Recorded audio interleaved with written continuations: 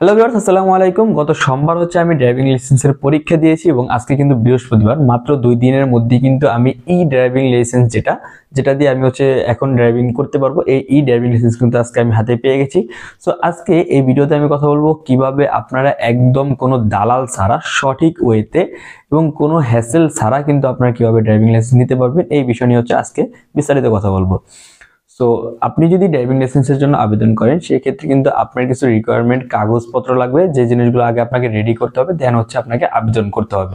So আজকের এই ভিডিওতে আমি আবেদনটা শুধুমাত্র দেখাবো না, তাছাড়া আপনার কি কি করা দরকার, পরীক্ষার জন্য আপনার কি কি পড়া দরকার, বা আপনি ড্রাইভিং পরীক্ষার জন্য কি কি প্র্যাকটিস করতে পারেন এবং কি কি ডকুমেন্টস আপনি যদি সঠিকভাবে জমা দেন তাহলে আপনার ড্রাইভিং লাইসেন্সে কোনো হ্যাসেল করতে হবে না, সেই জিনিসগুলো আজকের এই ভিডিওতে আমি আপনাদেরকে জানাবো। সো ভিউয়ার্স, ড্রাইভিং লাইসেন্সের জন্য আবেদন করার জন্য আপনার যে ডকুমেন্টসগুলো লাগবে সেটা সর্বপ্রথম আপনার এনআইডি কার্ড লাগবে, আপনাকে অবশ্যই 18 বছর বয়সের হতে হবে। তারপর আপনার বাসা বা বিদ্যুৎ বিল অথবা পানির বিল বা গ্যাসের বিল, যে কোনো একটা বিলের কপি লাগবে। আর আপনার যে কোনো একটা সার্টিফিকেট লাগবে। সার্টিফিকেট বলতে হতে পারে আপনার এসএসসি বা এইচএসসি বা জেডিসি, যে কোনো একটা সার্টিফিকেট হলেই কিন্তু হবে।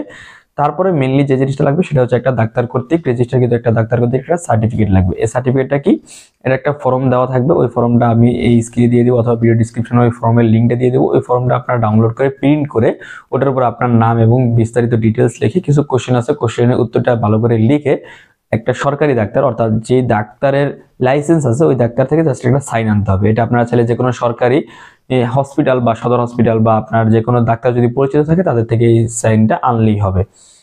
তো এই জিনিসগুলো যদি আপনার থাকে এবং আপনার এক কপি ছবি লাগবে, এই জিনিসগুলো যদি আপনার কাছে থাকে তাহলে কিন্তু আপনি ড্রাইভিং লাইসেন্সের জন্য আবেদন করতে পারবেন।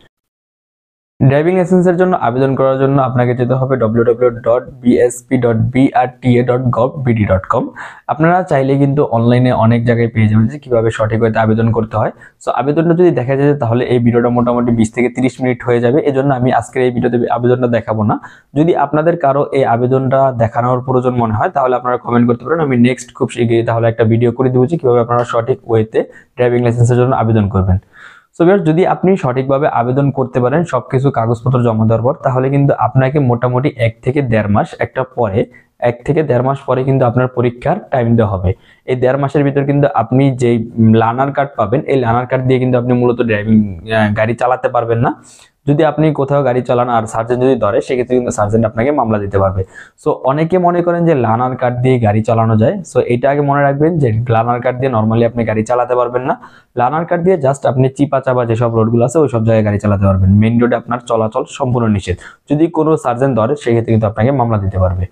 সো আপনি 1.5 মাস প্র্যাকটিস করবেন।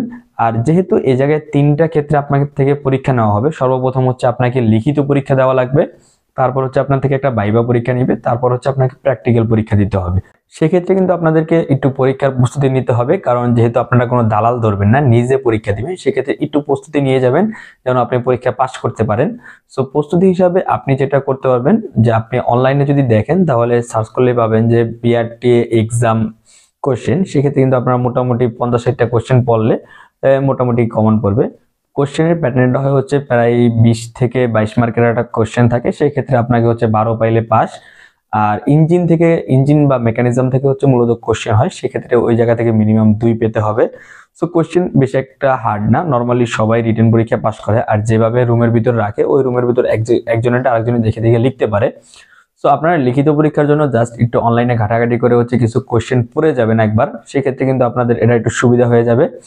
পরবর্তীতে আছে ভাইবা পরীক্ষার জন্য নরমালি ট্রাফিক যে সাইনগুলো আছে ওই সাইনগুলো থেকে আপনাকে কোশ্চেন করবে, অর্থাৎ ডিসপ্লে থাকবে, ডিসপ্লেতে যে কোনো একটা সাইনের উপর রেজাল্ট লাইট ধরে জিজ্ঞাসা করবে যে এটা কিসের সাইন। তখন যদি আপনি ওটা বলে দেন তাহলে কিন্তু আপনি ভাইভাতে পাস করে যাবেন। এর জন্য কিন্তু আপনারা চাইলে বিআরটি এর যে এক্সাম ট্রাফিক সিগন্যাল আছে এরকম লিখে সার্চ দিলে কিন্তু আপনারা মোটামুটি পেয়ে যাবেন কয়েকটা সিগন্যাল, ওগুলো যদি একবার দেখে চান অথবা আপনারা পরীক্ষা দিতে গেলে কিন্তু ওই জায়গায় আপনারা একবার দেখলেই হবে, এটা বেশি একটা কঠিন না। তারপর আসে মূলত প্র্যাকটিক্যাল পরীক্ষা, যেখানে অ্যাভেলেবেল 100 জনের ভিতর 2 জনও পাস করে না, বেশিরভাগ মানুষ প্র্যাকটিক্যালে ফেল করে। বাট আমি কিভাবে প্র্যাকটিক্যাল পরীক্ষায় পাস করে আসলাম সেই বিষয়টা এখন আমি আপনাদের সাথে শেয়ার করব। সো ভিউয়ার্স, প্র্যাকটিক্যাল পরীক্ষাটা নরমালি যেটা হয় যে 9 ফিট পর পর আপনার এক একটা সীমানা থাকে, ওই সীমানা থেকে হচ্ছে ঘুরে আসতে হয়। আমি এই পাশে হয়তো স্ক্রিনে ইয়াটা দিয়ে দিব যে কিভাবে মূলত জিগজ্যাগ পরীক্ষাটা দেওয়া হয়। সো আপনারা যেটা করবেন ওই জিনিসটা আপনারা একটু দেখবেন, আমি হয়তো বা স্ক্রিনে দিয়ে দিব যে কিভাবে হচ্ছে এই রুলসটা করা হয়। আপনারা যেটা করবেন যে কোনো একটা মাঠে 9 ফিট দূরে দূরে হচ্ছে ইট রেখে, ছোট ছোট ইট রেখে অথবা যে কোনো কিছু দিয়ে অথবা লাডি গেড়ে ছোট ছোট করে আপনারা একটা হচ্ছে দাগ দিয়ে দিবেন। জিগজ্যাগের যেরকম ভাবে পরীক্ষাটা নেওয়া হয় ঠিক ওই পদ্ধতিতে হচ্ছে আপনারা একটা মাঠের ভিতর করবেন। করার পরে হচ্ছে নিজে প্র্যাকটিস করবেন যেন পা না হালে পুরোপুরি এই জায়গাটা ঘুরতে পারেন। প্রথম প্রথম দেখবেন যে একদমই পারবেন না। সো মোটামুটি 5-6 বার যদি আপনি প্র্যাকটিস করেন তারপর দেখবেন যে অ্যাভেলেবেল আপনি পারবেন।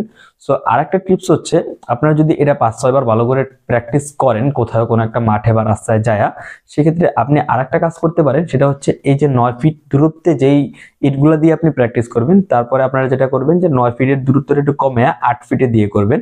কারণ আমার মনে আছে আমি পরীক্ষা দেওয়ার ঠিক 1 ঘন্টা আগে আমি হচ্ছে 8 ফিট দূরত্বে ইট রেখে একবার প্র্যাকটিস করে গেছিলাম এবং পরীক্ষা তো যা 9 ফিটে পাইছি, এজন্য আমার পরীক্ষায় কোনো কষ্টই হয় না। 8 ফিটে প্র্যাকটিস করে 9 ফিটে পাইছি, এই জন্য পরীক্ষা একদম সোজা হয়েছে।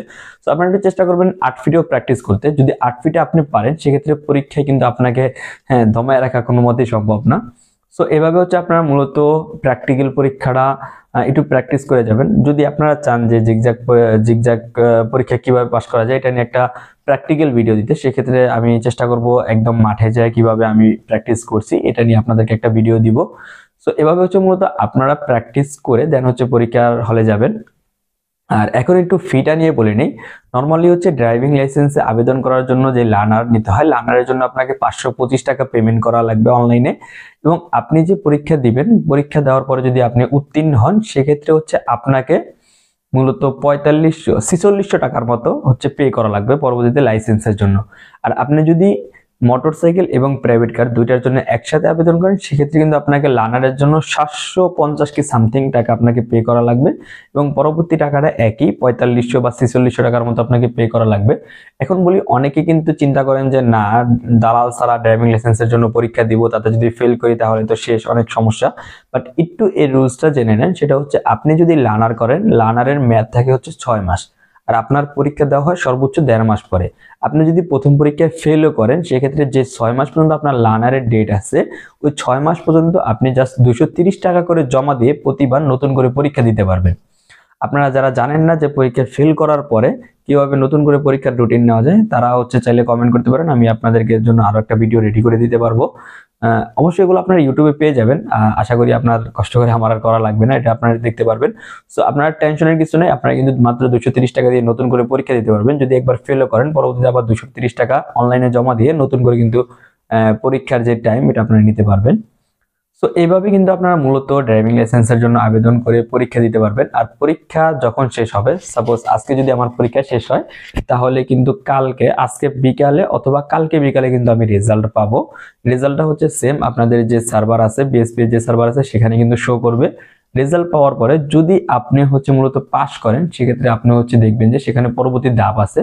পরবর্তী ধাপে ক্লিক করে হচ্ছে আপনি পরবর্তী যে অ্যামাউন্ট আছে 4600 টাকার মতো, ওইটা আপনি ব্যাংকে অথবা হচ্ছে আপনি বিকাশ, নগদ বা যে কোনো কার্ডের মাধ্যমে কিন্তু আপনি পে করতে পারবেন।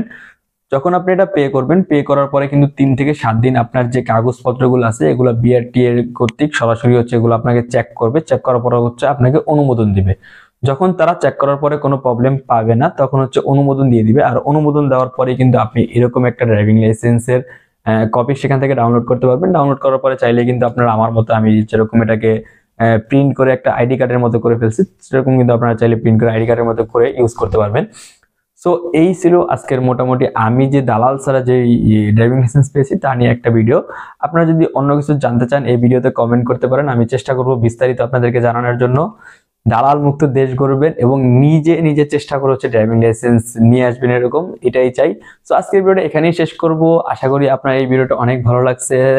যদি ভালো লেগে থাকে তাহলে অবশ্যই আমার চ্যানেলকে সাবস্ক্রাইব করবেন। আসসালামু আলাইকুম রহমতুল্লাহ।